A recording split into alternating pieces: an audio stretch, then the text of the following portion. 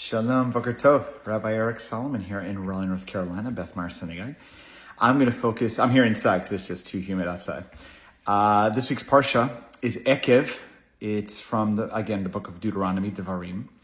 I'm going to focus less on Ekev and more like on the 30,000 feet of the book of Devarim. So we know we have 5 books of the Torah: Genesis, Exodus, Leviticus, Numbers, Deuteronomy.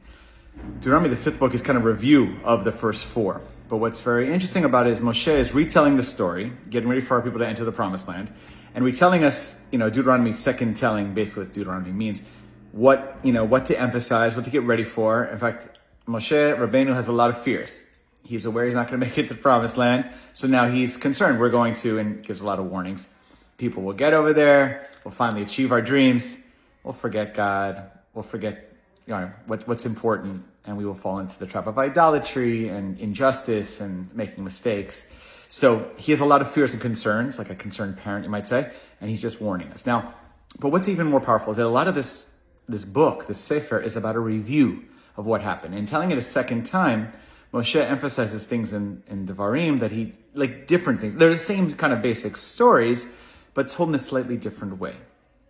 And I just want to put that in here because we are now approaching Elul. And we always read this book right around Rosh Hashanah and Yom Kippur, Elul. It's a very powerful, just kind of reminder of the practice, right?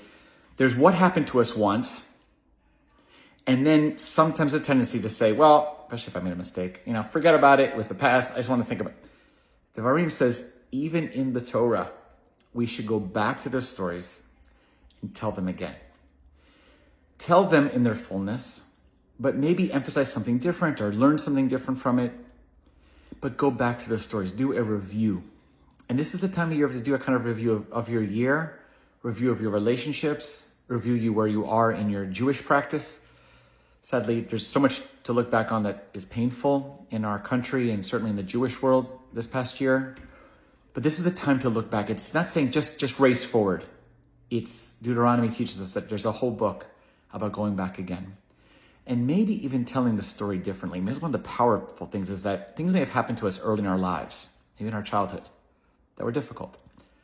Devarim says you should go back there, yeah, it's hard, but you could tell a little differently, maybe in the way that's more helpful.